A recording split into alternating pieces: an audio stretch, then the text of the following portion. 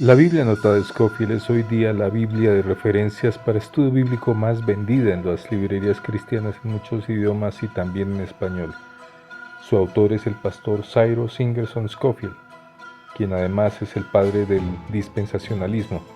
De hecho, el propósito básico de la Biblia anotada de Scofield es difundir esta escuela de interpretación llamada dispensacionalista por medio de un gran número de anotaciones o comentarios que se colocan al pie de página de los textos bíblicos. El dispensacionalismo es un moderno sistema futurista de interpretación apocalíptica que sobresale por las siguientes enseñanzas. La diferencia esencial entre Israel y la Iglesia.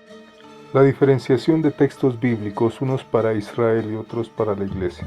El estado de Israel como reloj profético. El rapto secreto de la Iglesia en las nubes. La reconstrucción del Templo de Salomón junto con sus sacrificios sangrientos para remisión de pecados. El cumplimiento de las promesas de Abraham en un contexto político, nacional, territorial e incluso militar. La aparición del anticristo político y los 1000 años literales del reinado de Cristo después de su segunda venida. Se ha llamado la atención al hecho de que, aunque Scofield es un personaje que hoy ejerce más influencia en la iglesia evangélica que Lutero, Calvino y Wesley juntos, encontrándose las biografías de estos en las librerías cristianas, en las que se pueden conocer muchos detalles de sus vidas, en cambio, la vida de Scofield es totalmente desconocida para la gran mayoría de quienes siguen sus enseñanzas. En 2004, importantes hallazgos hacen que Joseph M. Canfield reimprima su gran trabajo investigativo El increíble Scofield y su libro, aparecido por primera vez en 1984, y que confirman el hecho de que hay un abismo descomunal entre la vida pública y la vida privada de C. E. Scofield. En 1843 nace Scofield en Michigan. En 1866 se casa con Leontine Serré, católica. En 1867 nace su primera hija. 2 años después nace su segunda y última hija con Leontine. Como practicante de derecho, Scofield fue elegido para un periodo de 2 años como fiscal de distrito, pero a los 6 meses de su juramento presentó su renuncia, la cual está relacionada con un caso de corrupción cuyo principal implicado fue el ex senador por Kansas, Samuel C. Pomeroy, y su sucesor, el senador John J. Ingalls, abogado judío proveniente de Nueva Inglaterra y miembro de la extraña organización anarquista The Secret Six. Estos dieron dinero a Scofield para que se mantuviera por fuera de una investigación en contra de ellos. En 1874, Cyrus Scofield abandona física, moral y económicamente a Leontine, su esposa, con quien lleva 8 años de casado, y a sus 2 pequeñas hijas, Abigail y Marie Ellen, las cuales tienen 5 y 7 años de edad. Según su biógrafo Charles Trumbull, en agosto de este año, Scofield, supuestamente un exitoso abogado pero bebedor social, se convierte al evangelio en su propio bufete. Pero lo extraño del relato de Trumbull es que las normas de la época impedían a un bebedor reconocido ser abogado. Además, Scofield no tenía bufete en estos años. Lo que sí es cierto es que en este año, 1879, Scofield fue arrestado por falsificación después de pasar el caso por la Corte de Apelaciones de Missouri. El caso fue registrado en el periódico Republican. Trumbull no menciona esto en su relato biográfico de Scofield. La versión de Mr. Trumbull asevera que Cyrus se regresó a St. Louis para ejercer la carrera de Derecho, pero la revista The Bench and the Bar del condado de St. Louis no muestra evidencias de que Scofield fuese miembro alguna vez del gremio de abogados de St. Louis en el siglo XIX. En cuanto al relato del Sr. Trumbull sobre su éxito en la carrera de abogacía es más que dudoso porque los archivos de la corte de St. Louis muestran que en alguna ocasión Cyrus necesitó los servicios de un abogado. Se cree que mientras estaba en prisión, Scofield comenzó a estudiar la filosofía de John Darby, pionero de la secta de los hermanos de Plymouth, llamados también hermanos libres, y de la doctrina del rapto. A su salida de prisión, Scofield mantuvo su abandono de su esposa y sus dos hijas y tomó como amante a una joven que, según se cree, era misionera de St. Louis Flower Mission, aunque es posible que fuera una mujer que se hiciera pasar por misionera de esta organización para poder acceder a Scofield en prisión. Según la versión de Trumbull y Gabelin, para esta época Scofield ya era cristiano.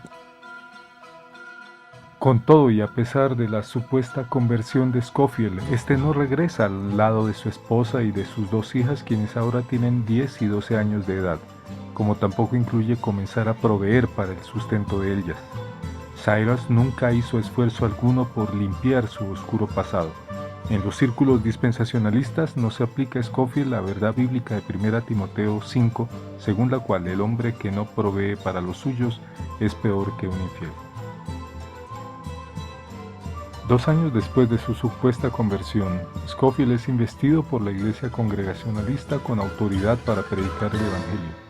Los periódicos Atchison Patriot de Kansas y Daily Capital de Topeka comentan que él es objeto de una demanda de divorcio por abandono por no proveer para el sostenimiento de su esposa Leontine. El Atchison Patriot se refiere también a los muchos actos maliciosos que han caracterizado su carrera de político y abogado, entre ellos falsificaciones y perjurios. En los documentos del proceso judicial número 2161 consta que Cyrus Scofield se ha ausentado de su esposa e hijas y no ha estado con ellas, sino que las ha abandonado con la intención de no volver a ellas jamás. Estos materiales históricos reposan en Kansas State Historical Society.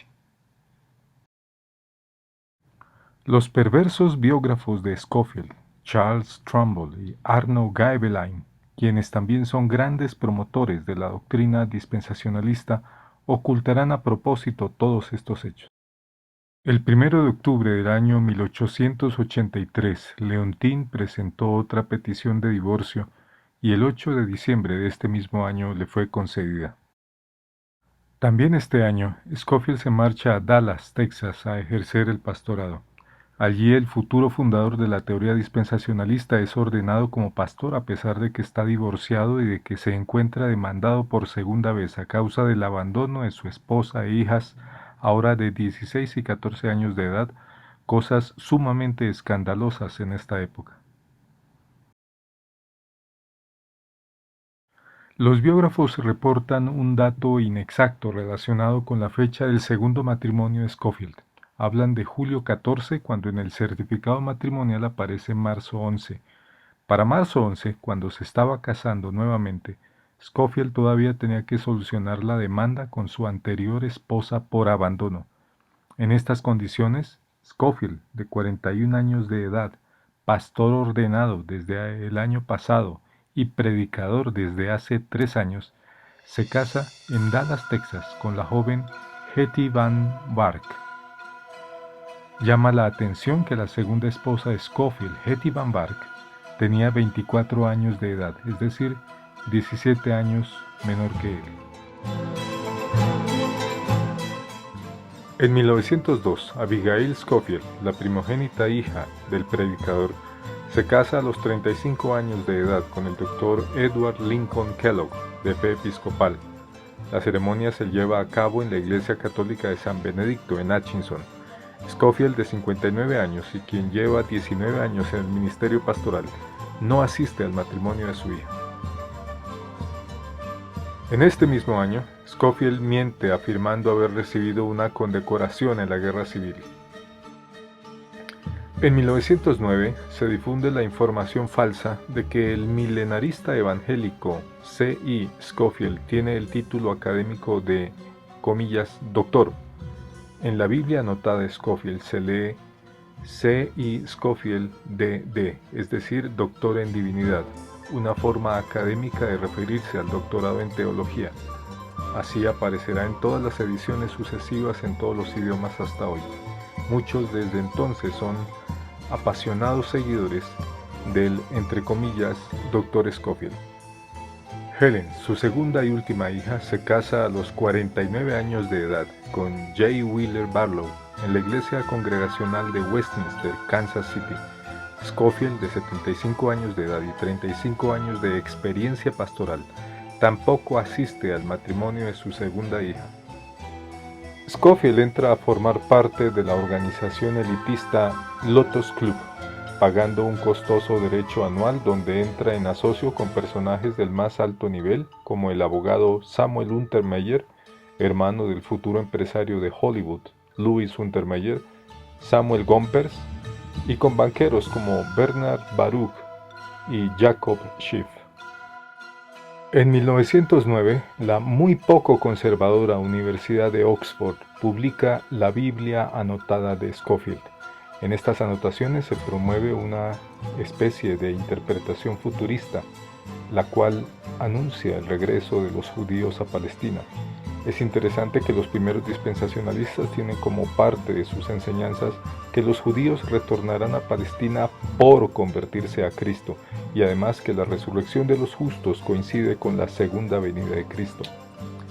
Esta misma editorial publica en 1918 su biografía, compuesta por su amigo Charles Trumbull, egresado de Yale, titulada La vida de Scofield. En esta, Trumbull cubre con silencio el mal testimonio de Scofield como hombre de familia, de sociedad y de iglesia. Se ha dicho que los errores y contradicciones en la biografía de Scofield no debía haberlas cometido un periodista egresado de la Universidad de Yale, como lo era Trumbull. Muere Scofield a la edad de 78 años. En Hutchinson, referencias sobre la muerte del pastor Scofield mencionan a Leontine y no a Hetty como la única señora Scofield. Sin embargo, en el testamento de Cyrus Ingerson Scofield queda establecido que solo Hetty, su segunda esposa, y Noel Paul, su hijo con ella, serán quienes reciban la herencia del pastor y comentarista bíblico, que consiste mayormente en las ganancias obtenidas por la venta de la Biblia anotada Scofield. Arno Gaebelein, amigo y biógrafo de Scofield, promotor del dispensacionalismo, consultor de la Biblia de Estudio Scofield, y quien nombró a Louis Perry Chafer como presidente del Seminario Teológico de Dallas, también ayuda a colocar un manto de oscuridad sobre los graves escándalos de Scofield durante su vida y ministerio por medio de la biografía de este, publicada en Moody Monthly. 15 años después de la muerte de su ex esposo, muere Leontine, la mujer que Scofield pretendió que nunca existió. La reputación de Leontine en Hutchinson fue el de una gran mujer que trabajó toda su vida como bibliotecaria para sostener a sus dos hijas, abandonadas por su esposo, el pastor evangélico y padre del dispensacionalismo Cyrus Ingerson Scofield. Terminada la Segunda Guerra Mundial, la Biblia anotada de Scofield alcanza un récord de ventas con más de 2 millones de copias vendidas. En este momento la influencia de las notas de Scofield es monumental en el cristianismo norteamericano.